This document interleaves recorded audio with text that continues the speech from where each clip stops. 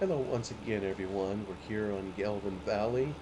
We are very close to being done with baling, and I think in this particular episode, we're going to finish the project, which means we're going to have a boatload of bales to pick up at various locations around the map. So, frankly, I am very much looking forward to this. Um, I want to put a dent in that negative 41,000 up there, so I am really looking forward to starting to pick all these bales up and start selling them. I think I mentioned in a previous episode one sacrifice to realism, if you will, is I'm going to just use an auto load trailer. We'll zip around the map and kind of pick them up. Um, I'm not very dexterous with my fingers when it comes to loading bales, especially in Farm Sim 15. I think the physics had improved somewhat, but still left a lot to be desired. So we'll just make it easy and we'll pick it up and pretend that we have an army of people out there with bulging muscles that are able to pick up all these large bales and just kind of chuck them onto our wagon that will go around.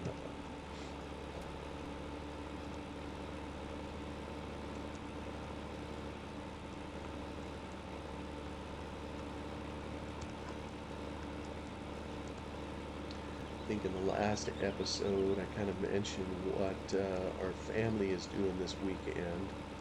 So tomorrow I'll be with him again, tomorrow being Sunday. Uh, I think there's some that will be getting together Monday. On Monday I'll be heading back to work. I've kind of been off a week for COVID. I did my best to work a little bit from home, but it was kind of challenging to be able to do anything. So I think I have a mountain of work waiting for me when I get back. And one of those things, which maybe I'll mention here, don't mean to bore anybody in particular to tears. This coming Tuesday, I have a class that I'm teaching. It's the fifth in a series of, oops, I missed that a little bit. Fifth in a series of five classes that that our accounting offices put on for some of our clients and others that are interested in. It's called a class of accounting for those for managers and those who manage accountants. So my vocation is accounting, so there's a lot that I know about it, and which I guess you would expect. Whatever your discipline is, you would know a lot about it, and maybe it'd be somewhat difficult to encapsulate the things that you want to impart to others that they need to know. I mean, the reality is, very few people are going to be accountants, and very few people maybe appreciate the level of detail that it takes, or whatever it is you call it, to put all the numbers together. There's a reason we're all different. That's kind of what makes the world go round, as they say. But but sometimes in business, you kind of need to know a little bit more than just what you're doing in your department. You know, for example, a salesperson might be brilliant. Yeah, I mean, they're so good they could sell ice cubes to an Eskimo, as the saying goes. But if they don't know what a product costs, how do they know what it should be sold for so that the company, can turn a profit? So even a salesperson really needs to know a little bit about accounting, and conversely, the accounting department should know a little bit about sales. How does it happen? When do they happen? What are the terms and conditions? So they know how to record the transaction that happens. So all of us, I don't care what discipline we have, if it's within a company, if you're going to have a smoothly functioning team, you kind of need to have some cross discipline, some understanding of what your fellow departments do, And if you're in management, this is particularly true. So the class that we have is kind of geared towards helping those in management understand a few things about accounting. I mean, it's only 5 classes, each one of them kind of 2 hours in duration. It isn't going to turn anybody into an accountant, but hopefully it provides just enough that it helps tickle the senses just a little bit, that stimulates additional conversation in the office, or however you put it, so that it can facilitate understanding of some key concepts of what's important.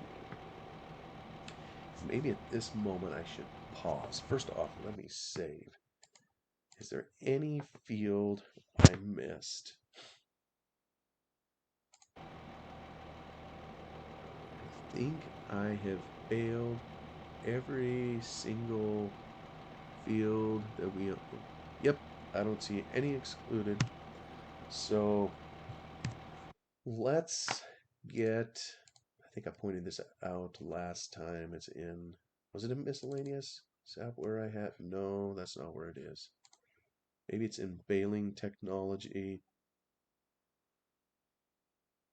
Here it is. Aha. So, the first time I use a green one, next time I use a blue one, hey, I'm going to be creative and go for the red one. Can't afford it, so we have the rent mod in there. This is something I didn't cover here the other day. We'll kind of see it at work here now. I'm going to rent this. You can rent it for a day or for a few hours. I don't know how long this will take to haul all these bales. So let's just get it for, I think in the past I've done 3 hours. I think that was more than enough, but this time I have every single field with bales. So maybe I'll just get 4 hours to be safe. It's only going to charge me 268 bucks. That seems a pretty good fee to where it might be best to never own this trailer and only pay rent. The maintenance may even be more than that annually. I don't remember. So I'm going to rent here and we'll go collect the trailer. I'm kind of curious, does it say? That's the rent price. Oh, okay, the maintenance is $20 a day. Well, so I don't know. Maybe if there was a ton of baling, it'd be worth doing it. But we're gonna head on to the store and go pick up our trailer.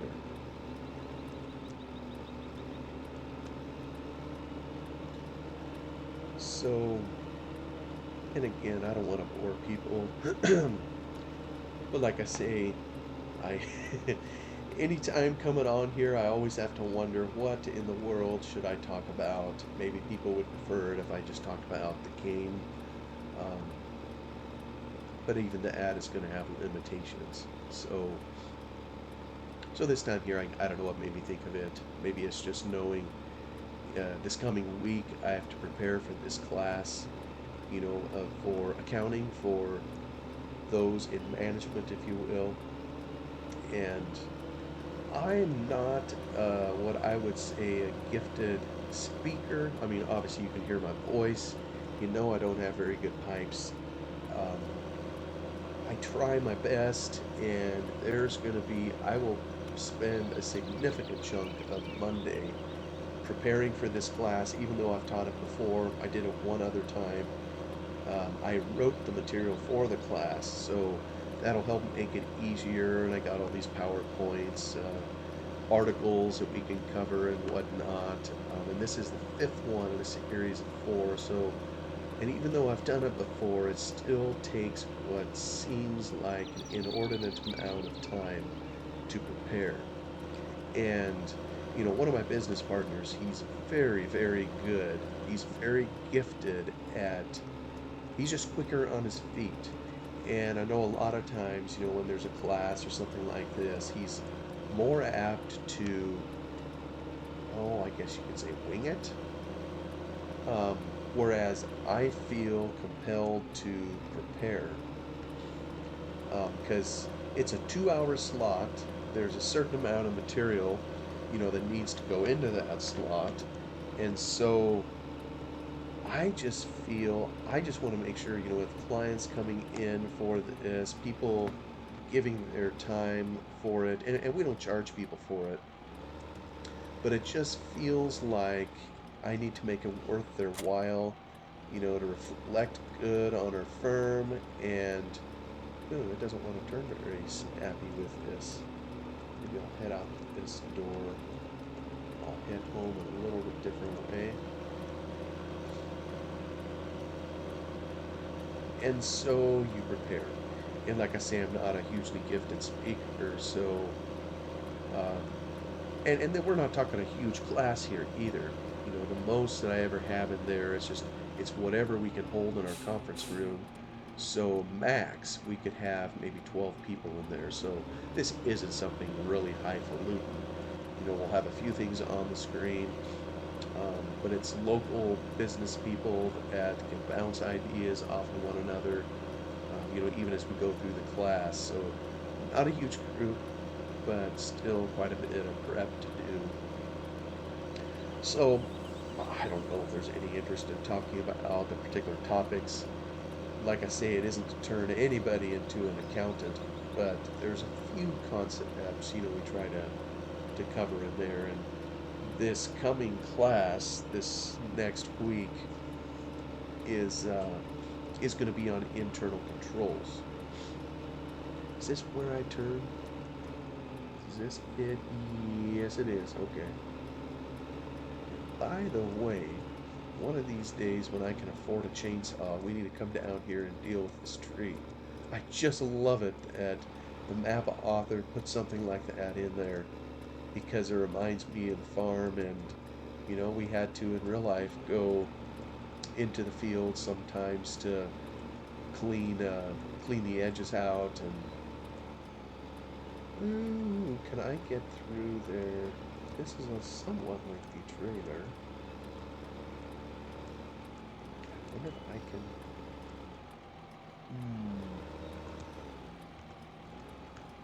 Maybe a better driver could pull this off. Maybe I can. Maybe. Oh, oh, oh! I got caught on something. There we go. There we go. Look at that. Okay, now I gotta relearn the trailer here. Show Fleekle help. Okay, that's the 5 key. I gotta toggle loading type, which is currently manual. I want it automatic. Set product type. I want hay square bales or straw round bales. I think that's what I'm on. Yeah. So we will start automatic loading. And here we go. Look at that. I am so fast. I already have it strapped down. Incidentally, this is one reason I kind of like these trailers is the straps on there. I don't like this part here, where I go a little bit too fast apparently, and I got to restart it, but that's all right. That's easy enough to do just by pressing the E key. So, yeah, it's going to probably tell me that a lot, but we'll still make it.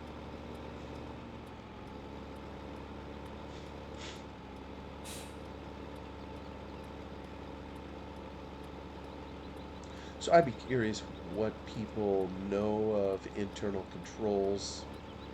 Um, when I say that term, sometimes, I mean, people literally are clueless, as to what internal controls are, what they mean, even though virtually every person on the planet has some kind of internal control in their life. They just maybe don't call it by that. For example, a lock on the door is a type of internal control. Obviously it's to protect your home. So a thief can't come in and steal stuff, break things, whatever. So that's a type of internal control that you have. Internal because it's something you set up to safeguard your home. So a company, internal controls a lot of times are to safeguard the assets of the company and protect it from errant financial statements or fraud or, just with, when you hire people, you don't always know that you have a perfectly honest person that you're hiring. Sometimes that comes out that maybe someone you hired isn't as honorable as they led them you led you to believe, during the hiring process. So maybe they're there to steal. And so internal controls help ensure they don't have the ability to do that, or that the ability to do that is um, reduced. My goodness, it doesn't like climbing the hill here. It's just kind of skidding over. We have 3 more bales. Is that what we got in here? Appears to be.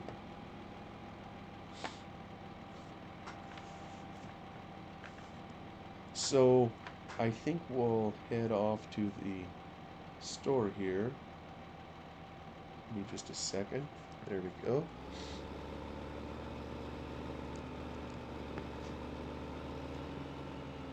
Trying to see here. Does it tell me that how many bales we have on? I can't really tell if it says that. Oh, I think I took this at the wrong angle. I'm probably damaging my tractor now by running it into things. So, yep, the New Holland is damaged. This is all on me. I'm going to take it back down through the creek here. You get just that little bit of sound as you go through the creek bed. I've kind of taken it on a back road here to get up to the main road. But part of what takes time in selling the bales in here is, and I'm going to sneak in front of this car, part of what takes time is there is a massively steep hill that we have to climb. That we saw before when we were harvesting and came down it. But we got to go up it to get to the place where we sell bales. Whoops, I need my beacons on. But this is quite the hill, and we will be putzing, think again, trying to get to the top.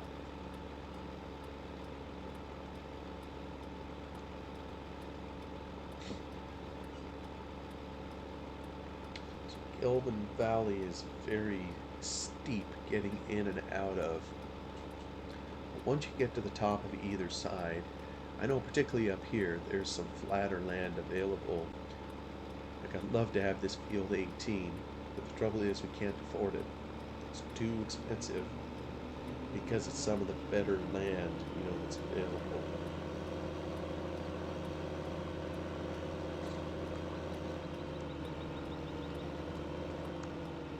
I almost think I set up a couple course plays to zip up here with this tractor to sell, but it's kind of hard. You go into the auction area, and I don't think there is room, or it's very cumbersome to turn around back here. So it used to be, in order to sell the bales, you had to literally put them inside the shed over there to the left of the tractor and trailer. I went in and I moved the triggers out to right where the tractor's sitting. You can probably see it. Yeah, there it is. Kind of two big old triggers there. So I'm gonna, now what do I do to get rid of the bales? I've already forgotten. Unload. I guess it goes O. Well, look at that. Went down to 37,000. It was over 40, right? So that means each load is gonna bring in a couple $1,000. So I'll have to be careful reversing it out of here. So we'll put a dent in it, but we're probably not going to be able to totally bring us down to zero, but maybe we'll get close. Maybe we'll get close. I just got to make sure I keep this on the road and try to keep it out of trouble with the traffic in here.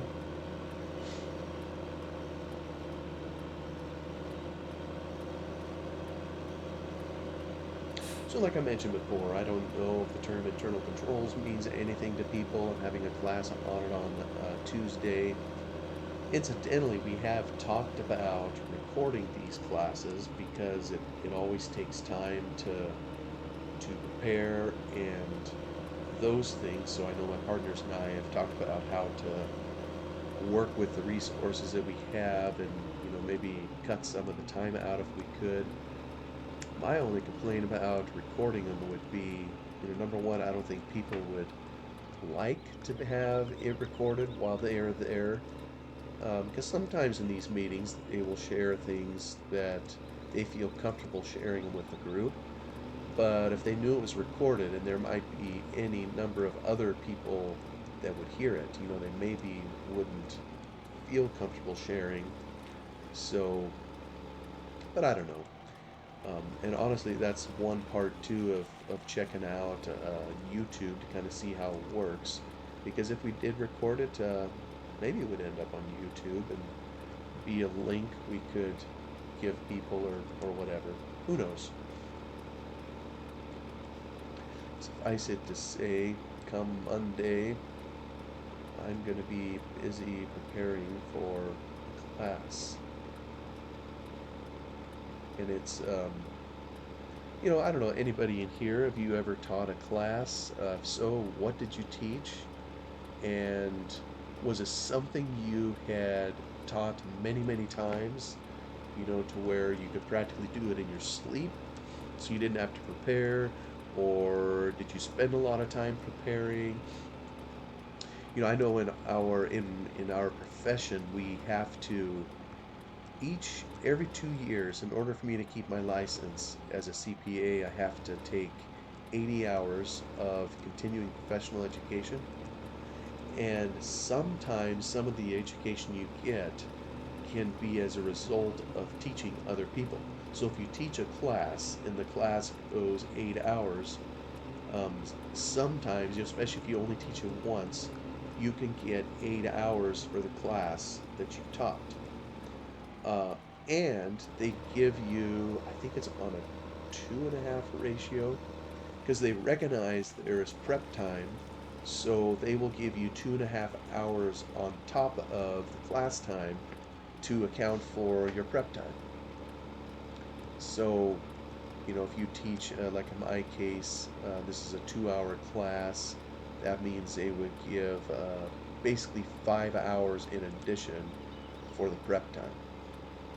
And what I have found, at least in my experience, and maybe I'm just a slow person, but it takes me more than 2.5 hours per class hour to do what I feel is an adequate job of preparing. And that's all going to depend on the subject matter, obviously, and just how much time you have. I mean, there may be time where you don't have enough time, so whether you like it or not, if you're obligated to deliver something, you have to perform anyways, even if you don't have adequate time to prepare. So, but I should have adequate time if I take all of Monday and give a good go at it. Hopefully we'll have something to say that's of value to people that come.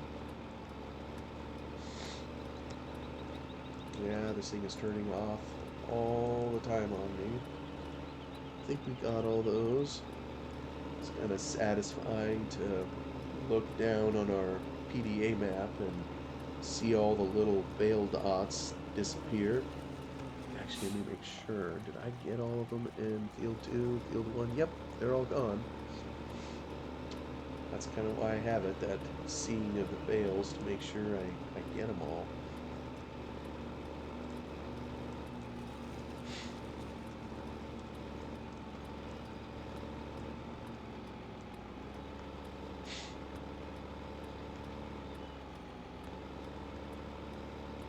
Phew, those doors close right on the trailer.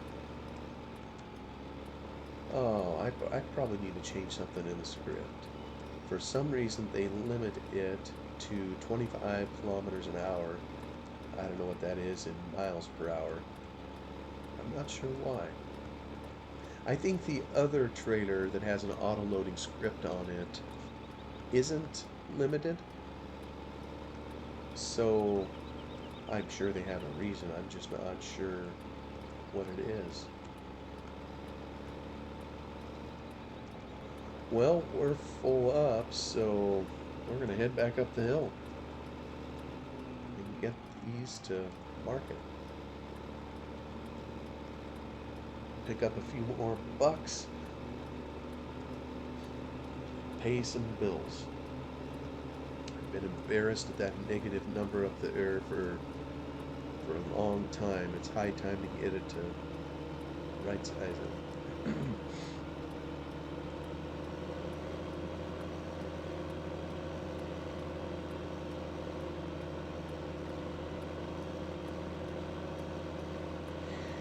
You know, a couple of episodes ago, I think I mentioned a map that I'm working on also in Farm Sim 15 that was created by Farmer Yip called Glen Ellie. You know, even as I think about this class that I'm planning, I believe Farmer Yip in real life, I don't know that he was a teacher himself, but I think he owned a company that taught, oh, what was it? Forklift safety. Um, so so he would have at least have had familiarity with, you know, teaching materials and whatnot, and probably all of us have, you know, some understanding of teaching whatever. I mean, if all of us have been to school, we've been under teachers before, we know there are good teachers and we know there are not so good teachers, you know, that maybe aren't quite as good at their craft as some others, just like any other discipline. Um, so we know it when we see it, but that doesn't always necessarily mean that we are capable of doing it. So I don't know. I'm going to do the best I can. Hey, now there we go. Negative 32. We're going to get her down. Back down the hill for more.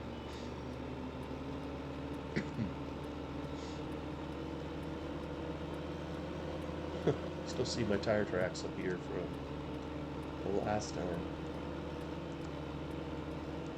Avoid the car. Watch for the hill. Back to the field we go.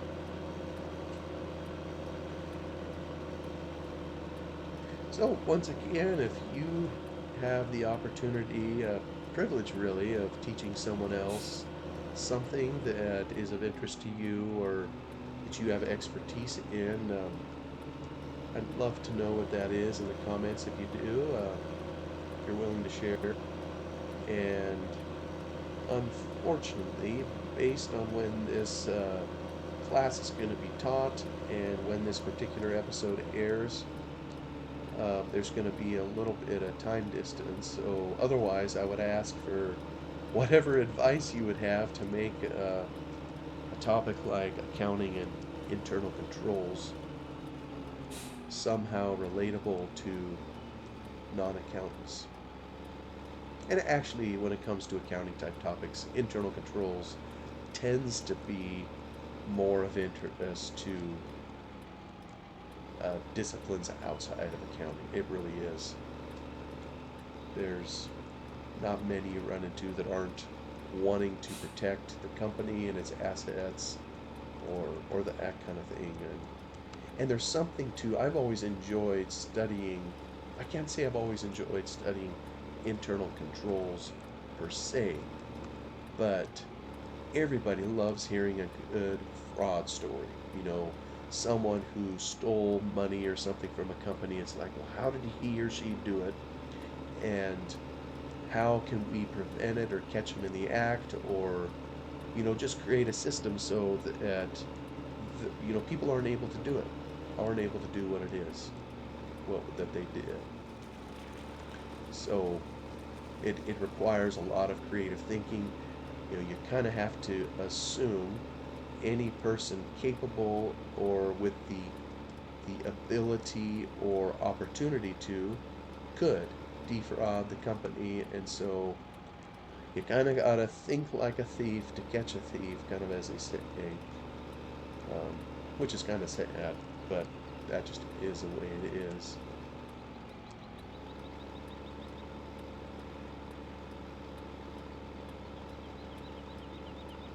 I will say this though, and I don't mean this any other way than anecdotally because it's the truth and it's just what I've experienced. I realize someone else would have a completely different testimony, but I've done this in my career now for, over 20 years, 25 years, and in our practice here with my father and another gentleman, in business together, we've had a number of fraud cases in our client base. It happens. Um, the interesting thing is that 100% of them were perpetrated by women. Now, again, take that for whatever it's worth. That's just what we experienced. And how many of them over that time period, I couldn't say. There's at least probably a dozen, 15 of them. And it could be that bookkeepers, at least in the companies we're working with, tend to be ladies. It isn't always a bookkeeper that does it, um, but it's just kind of one of those little anomalies. I'm not gonna, absolutely not gonna say that men don't steal. Of course they do. And what I remember one lady told me is, well, if it's a lady, they're gonna steal a little bit, and if it's a man, he's gonna do the risk assessment in his head, and he's gonna run off with 10 million. Make sure it's worthwhile. Well, maybe there's something to that. Maybe there isn't. I don't know. I think personally it's probably just an anomaly, but it's kind of a funny one. Obviously, any ladies that I tell it to, they don't like hearing that, but like I say, it's the truth. It's just happens to be what we've experienced, but certainly don't mean to imply anything other than that. Just one of those things.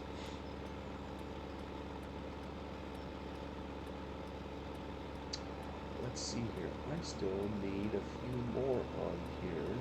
So I guess I gotta go climb the hill to go find some more bales. I'm looking at this right. So, well, I think we know where to go to find them.